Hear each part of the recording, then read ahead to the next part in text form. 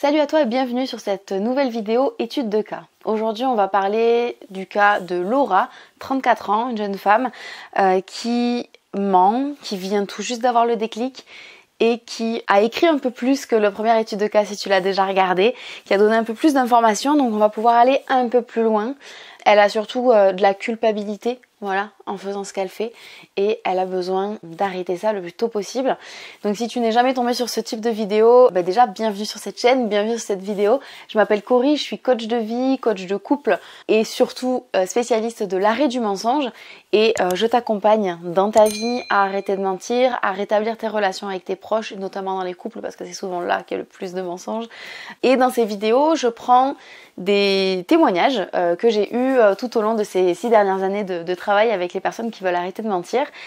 Je change évidemment les identités, jamais de la vie, pour moi la confidentialité est super importante, donc Laura c'est un pseudonyme, femme 34 ans, voilà, tout ça c'est pas vrai. C'est la seule chose qui est vraie, c'est le contenu du formulaire. Si jamais les formulaires donnent des informations qui permettent de reconnaître les personnes, je les modifie également. Je modifie pas le cœur du problème et la situation que vit la personne, mais je fais en sorte qu'elles ne soient pas reconnaissables, et en général elles ne se reconnaissent même pas elles-mêmes dans les vidéos. C'est le but de pouvoir te partager des vraies histoires, des vraies études de cas, tout en préservant à 100% l'anonymat des personnes, évidemment, c'est le plus important pour moi. Voilà, on va pouvoir commencer. Laura, donc, 34 ans, elle a répondu au questionnaire habituel pour demander à rejoindre la communauté notamment, et je vais te lire, tout est là, hein, c'est pour ça que je regarde ici, d'ailleurs je vais peut-être même le prendre sur mes genoux, manière que je sois un peu plus en face de toi. Alors, dans quelle situation es-tu? Ça c'est la question que je lui pose pour commencer. Elle me dit, je viens d'avoir le déclic, je viens de prendre conscience que je mens. Ça veut dire qu'elle est à la toute première étape, elle est au tout début. Je lui demande, raconte la situation actuelle avec le mensonge. Que se passe-t-il en ce moment pour toi? Elle me répond, je raconte des mensonges régulièrement concernant des personnes que j'apprécie juste pour me mettre en valeur. Et à chaque fois, après, je me mets les personnes à dos et je m'en veux terriblement. J'en fais des déprimes assez sérieuses. Ensuite, je lui demande, quand as-tu eu ton déclic, ta prise de conscience que tu mens, et comment est-ce que ça s'est passé? Elle me dit, ce matin, je me suis fait remettre à ma place pour un mensonge, dit il y a 1 semaine. Et je m'en veux, car je ne veux pas faire de mal aux gens. Mais ça sort tout seul, je le fais sans réfléchir. Et après, je me souviens à peine de ce que j'ai pu raconter comme bêtise. Ensuite, je lui demande, qu'as-tu essayé pour arrêter? Elle me dit, je mens moins en vieillissant. J'essaye de prendre du recul, de me convaincre de ne rien dire, mais ça arrive encore 1 fois par mois. Je lui demande de me raconter la dernière fois où elle a menti, ou un exemple de mensonge qu'elle a fait. Et elle me dit, la dernière fois, c'était il y a 6 jours, j'ai menti sur le comportement d'une amie en soirée. Je lui demande de m'expliquer pourquoi elle ment et pourquoi elle veut arrêter de mentir. Elle me dit qu'elle ment, selon elle, parce qu'elle a besoin de se mettre en avant. Elle ne veut plus perdre l'amitié et la confiance de ses amis et de son entourage. C'est pour ça qu'elle veut arrêter de mentir. Et ensuite, je lui demande de me lister toutes les conséquences du mensonge dans sa vie. Elle me dit la perte d'amis, les engueulades, plus personne n'a confiance en moi, rejet, dépression. Et enfin, je lui demande comment est-ce qu'on peut t'aider, de quoi est-ce que tu as besoin, qu'est-ce que tu viens chercher si tu veux rejoindre la communauté.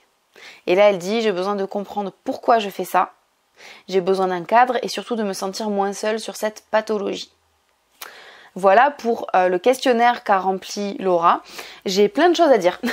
Alors je vais revenir sur certains points pour t'apporter de l'éclairage, des conseils, voilà, pas mal de choses.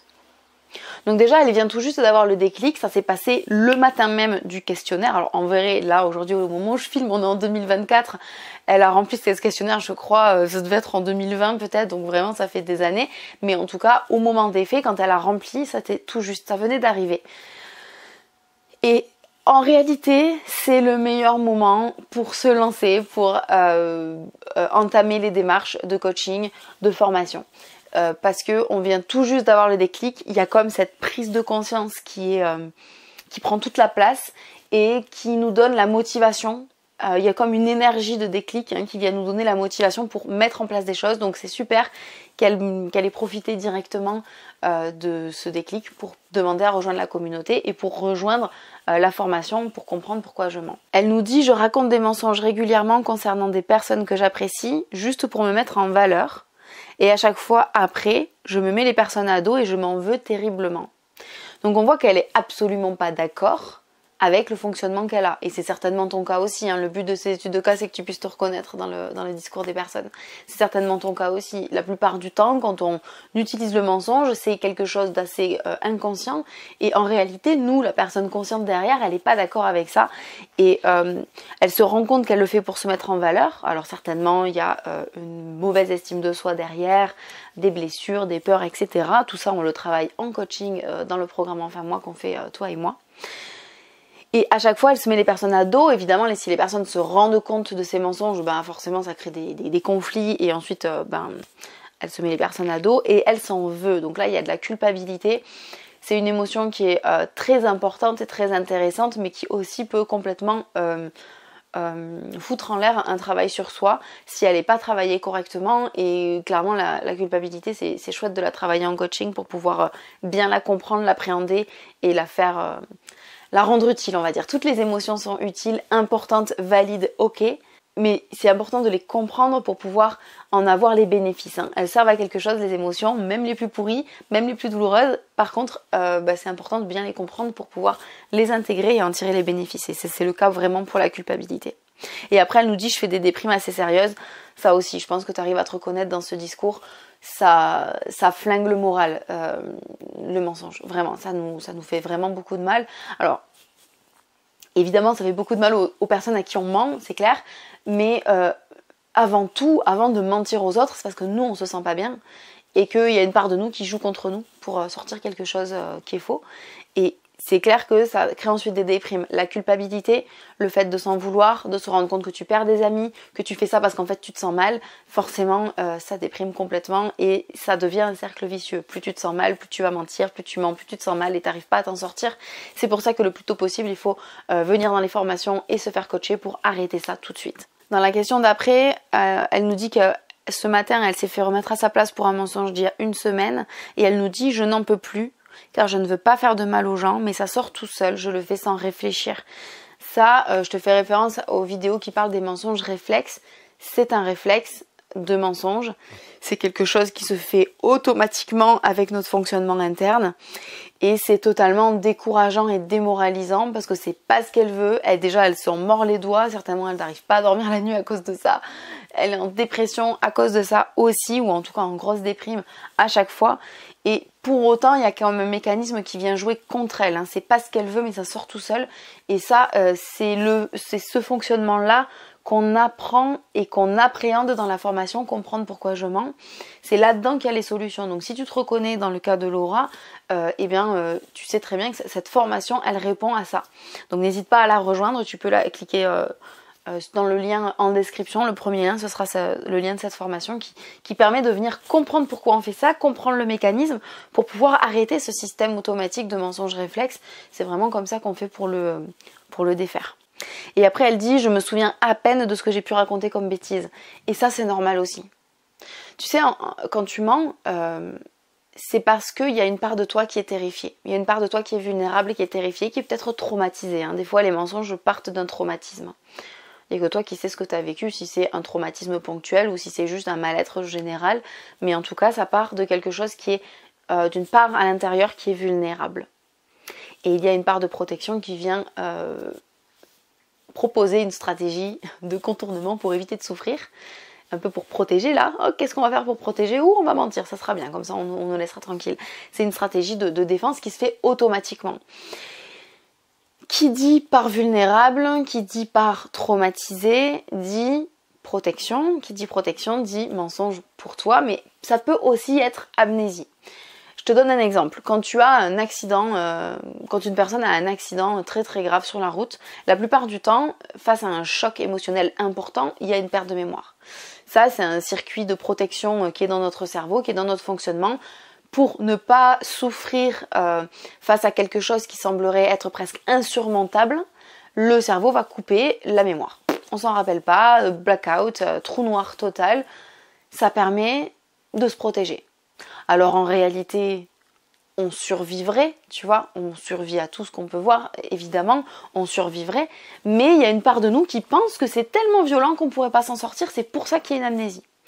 Et à plus petite échelle, mais quand même le mécanisme est le même, avec un mensonge ou une très grosse peur qui va déclencher le mensonge, il peut aussi y avoir l'amnésie. C'est-à-dire, tu mens par réflexe et il y a une perte de mémoire. Ça, c'est le même fonctionnement en fait. Ça peut être peut-être un peu dur à comprendre si tu viens tout juste d'avoir le déclic ou si tu es une personne qui ment pas mais qui vient pour apprendre comment ça fonctionne.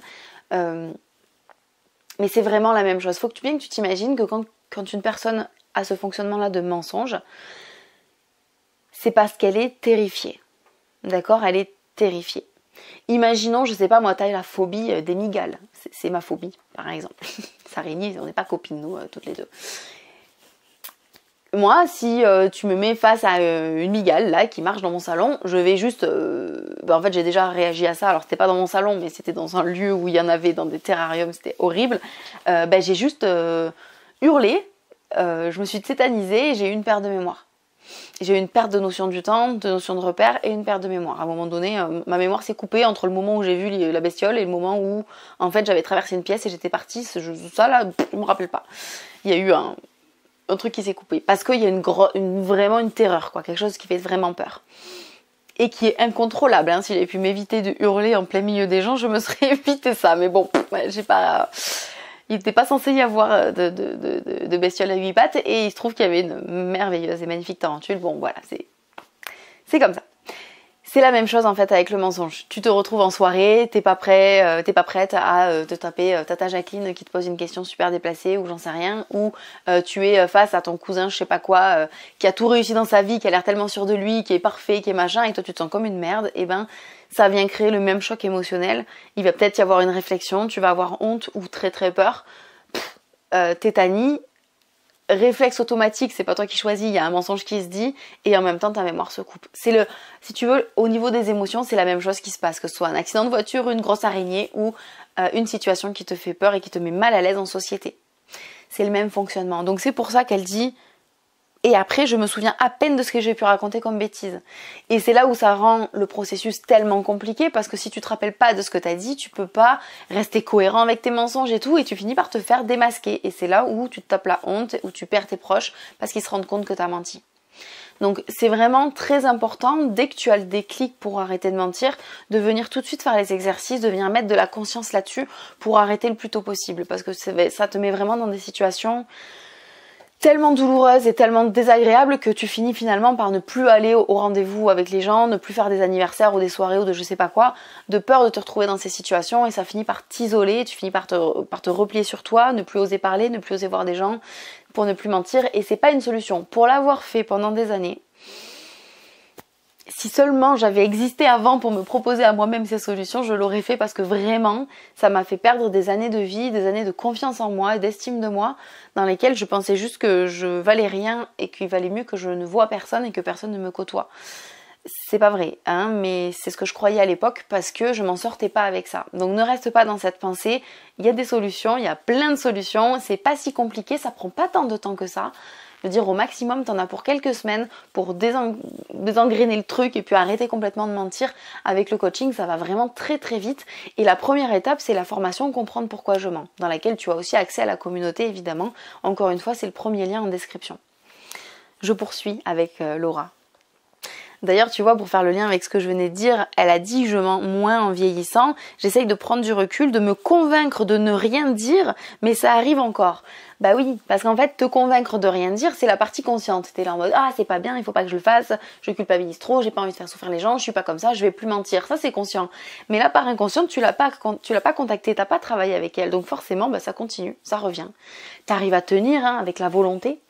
Genre, je ne dirai rien, mais il y a des moments où quand la pression émotionnelle est trop forte, pouf, le mensonge revient. Donc effectivement, tu peux momentanément stopper ou ralentir le nombre de mensonges, mais ça sera jamais périn si tu viens pas travailler le problème de fond. Et moi, c'est ça que je te propose, qu'on le fasse ensemble, que tu sois guidé, ça sera beaucoup plus facile et beaucoup plus rapide. Les raisons pour lesquelles Laura ment, c'est parce qu'elle a besoin de se mettre en avant. Et si c'est ton cas aussi, j'aimerais t'en parler un petit peu. Se mettre en avant. Pourquoi se mettre en avant? Il est très probable que Laura pense qu'elle n'est pas une bonne personne, qu'elle n'est pas quelqu'un de bien, qu'elle n'a pas de valeur, qu'elle ne mérite pas d'être aimée. Peut-être qu'elle pense qu'elle vaut rien, qu'elle est inutile, fade, lisse, transparente. Et si elle croit tout ça, effectivement, la part d'elle qui a tellement peur d'être encore blessée, jugée, critiquée, rabaissée, et d'ailleurs elle se rabaisse elle-même hein, dans ce processus-là, en général il y a les autres qui peuvent nous dire des choses qui vont nous rabaisser, mais il y a aussi notre propre discours interne qui vient nous rabaisser. Tu vois, t'es nul, t'es qu'une merde, machin, puis en plus tu mens, tu vaux rien, blablabla, tout là. Tout ça, ça nous rabaisse beaucoup. Ça crée une estime de soi ultra basse, une confiance en soi qui va avec ultra basse, un amour de soi très très bas, une image de soi toute pourrie. Et c'est ce qui fait que dans les moments où tu te sens trop mal, eh ben, ta partie qui te protège, elle le fait en te mettant en valeur. Tu as besoin, quelque part, de venir rééquilibrer tout ce qui rabaisse. Donc du coup, ça va être par, tu vas raconter un exploit que tu as fait un peu plus grandiose que la réalité. Tu vas dire que tu as eu plus de réussite que ça.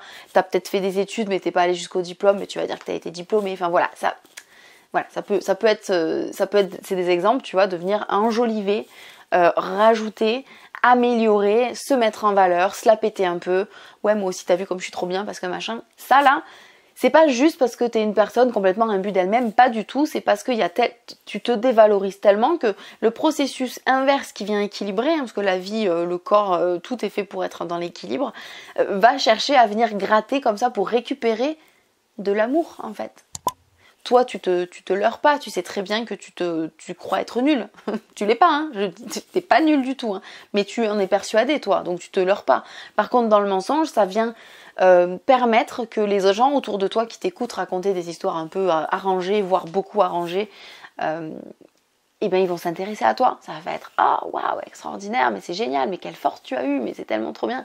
Et ils vont venir t'apporter des compliments, de l'attention, de l'intérêt. Et donc d'une certaine manière, ça c'est perçu comme des langages de l'amour et donc c'est perçu comme de l'amour. Ça vient te rajouter dans ton réservoir qui est si vide d'amour de soi, d'estime. Tu viens embellir ton image et ça vient te redorer un petit peu. Alors c'est qu'un leurre évidemment. Tu sais très bien que l'amour et les compliments que tu as reçus, ils sont là pour complimenter un truc qui n'existe pas, donc dans le fond ça vient pas vraiment te nourrir, mais c'est comme un palliatif quoi. C'est un placebo le truc, bon. Ça dure pas évidemment, le vase est percé vu que c'est ta propre confiance en toi et estime de toi qui est pas au rendez-vous, mais ça te donne l'impression, c'est pour ça que tu te mets en valeur. C'est pas du tout parce que tu te la pètes, loin de là. Le fonctionnement il est fait pour venir combler un creux qui est bel et bien là. Laura nous dit aussi qu'elle perd ses amis, qu'elle s'engueule, que plus personne n'a confiance en elle, qu'elle se sent rejetée et qu'elle déprime.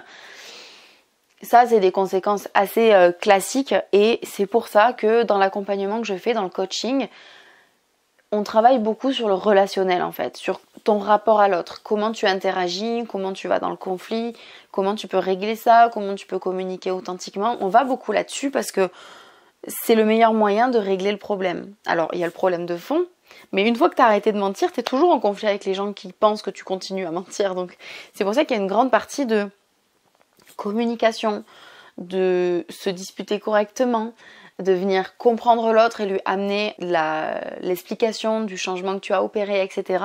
pour éviter justement de perdre tes amis. Les vrais amis resteront et te pardonneront, ça c'est sûr. Les engueulades, les éviter et les désamorcer si elles commencent.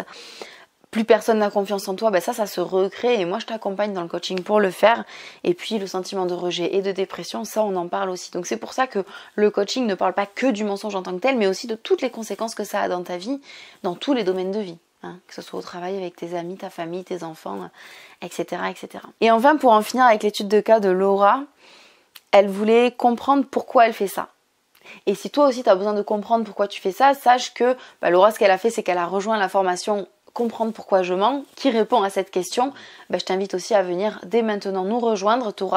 En venant dans la formation, tu auras immédiatement accès aux vidéos de formation, aux outils, aux exercices, également une liste de livres à lire que je te recommande et d'autres ressources. Et puis tu as accès au groupe si tu as envie de rejoindre la communauté. Elle dit qu'elle a surtout besoin d'un cadre et de se sentir moins seule sur cette pathologie. Alors, pathologie, non, elle n'est pas malade avec une pathologie, hein. C'est pas vrai, elle croit ça à ce moment-là, mais c'est pas vrai du tout. Encore une fois, voilà, un cadre et se sentir moins seul, la formation répond totalement à ce besoin.